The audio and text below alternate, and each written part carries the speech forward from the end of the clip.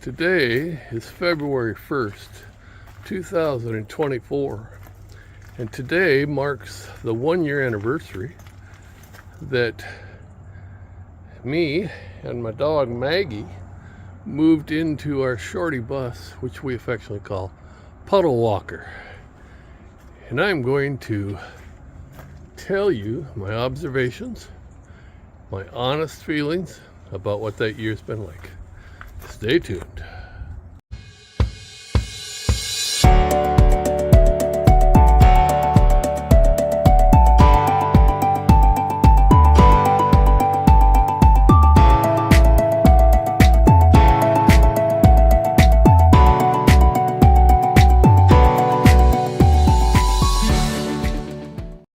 Do me a favor, hit the like button, hit the subscribe button. What's it going to take you?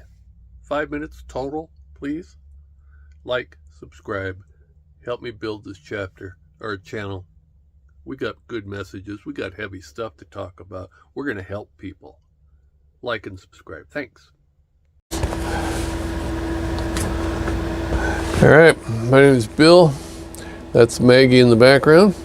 And we are inside our 1999 GMC Savannah Shorty shuttle bus. It's 4-window. Living space is about 15 feet by 6.5. I don't know, if I were to guess, I'd say we have about, 75 square feet of living space, maybe 80. We've been in here since February 2nd. This is our anniversary video, where I'm going to tell you what I think of living in a shuttle bus for a year. Now, I had some suspicions that I would be all right. I lived in a studio apartment for about 2 years, and that was about 250 square feet, and I had no problem whatsoever. I'm a minimalist by nature, always have been. I don't need much. I don't care about possessions, and that gives me a huge step up. So, moving into this bus, and it's about 80 square feet, maybe. I don't know. I haven't had any problem whatsoever.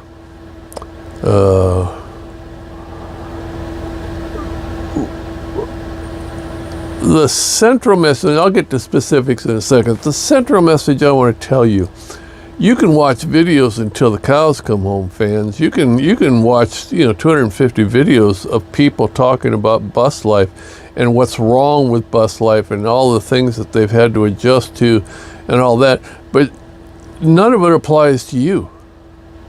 Okay, and I think this is an important message. You're not going to know for sure whether you can live in a bus, no matter what size, until you actually do it.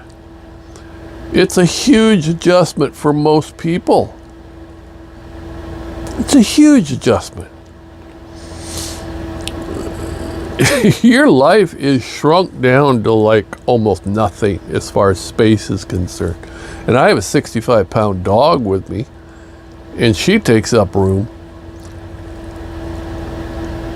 So watch all the videos you want, but they're not going to really give you any insight into whether you can do it or not.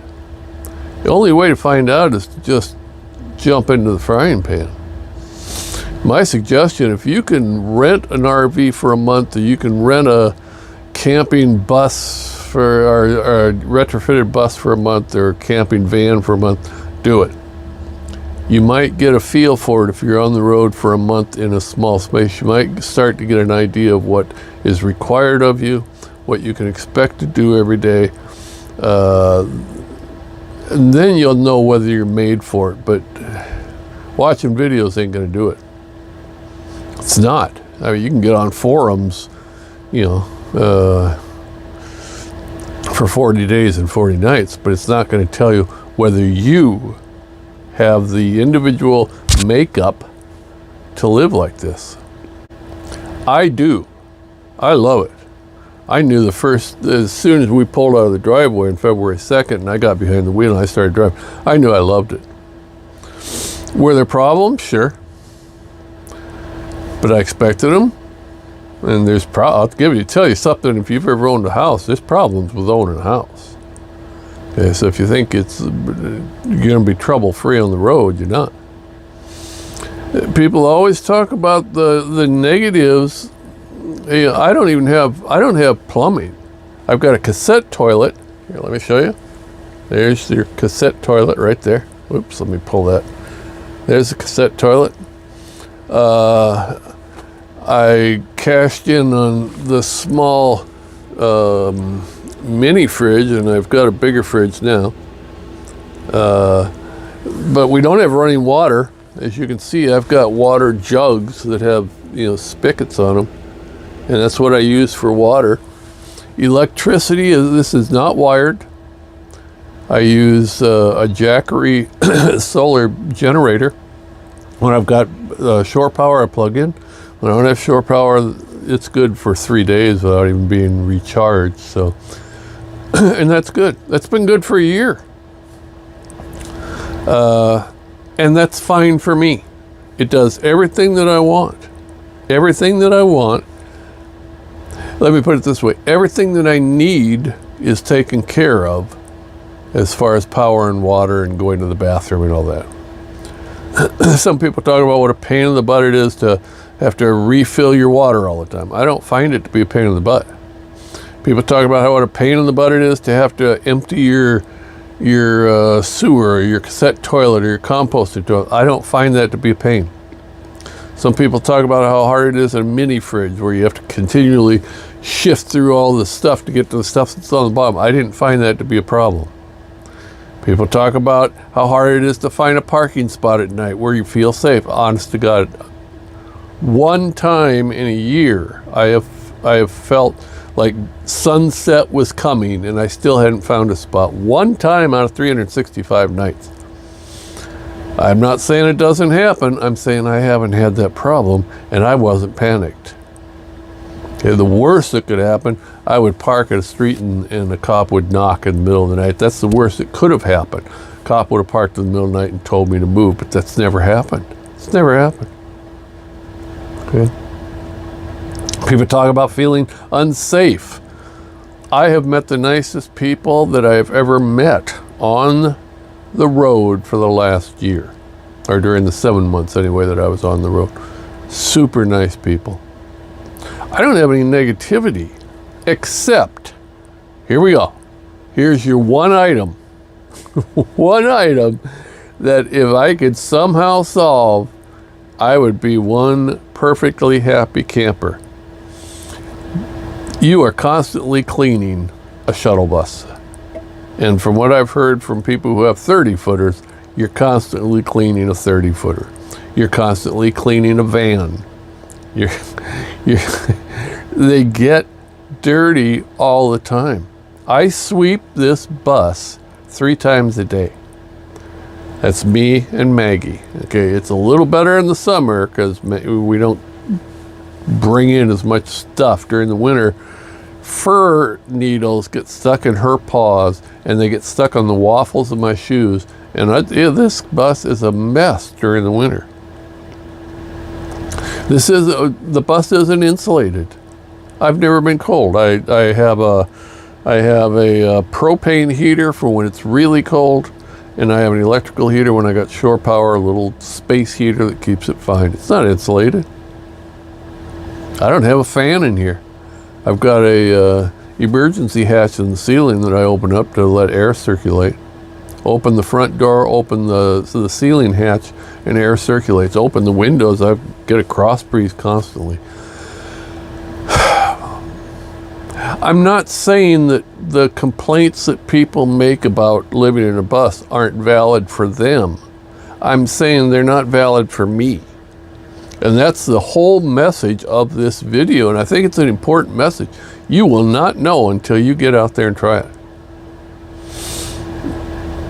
You can talk to people till hell freezes over. It doesn't make any difference. You're not going to find out whether you're made for it until you get out there and give it a try. I'm not saying don't prepare. I'm not saying don't do, I've got 2 power sources.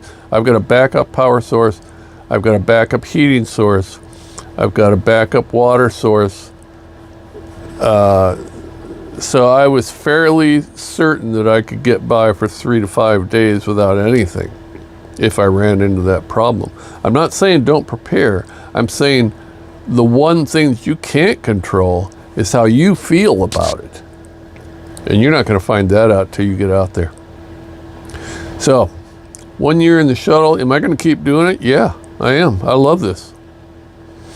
The one change I might make, and I'm leaning in that direction, I got an SUV because right now I'm having transmission problems. I got an SUV that I'm going to do the traveling in once summer gets here.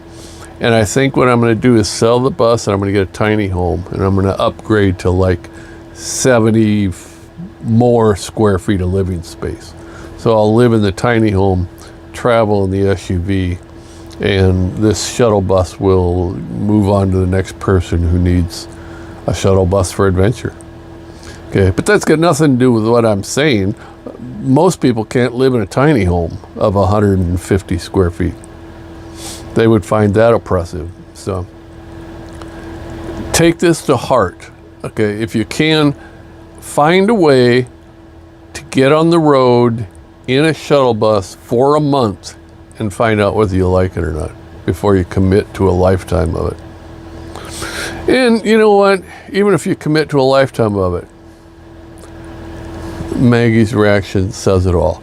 Even if you commit to a lifetime of it and you change your mind, you can always sell. You can always try something else. You can always adjust. It's not the end of the world. Okay? 1 year from the shuttle bus. Absolutely love it. My name is Bill. That right there is Maggie, 65 pounds, a Northwest Farm Terrier. She's my traveling companion, and we love life on the road in the bus. Okay, living tiny. All right, guys. Thanks.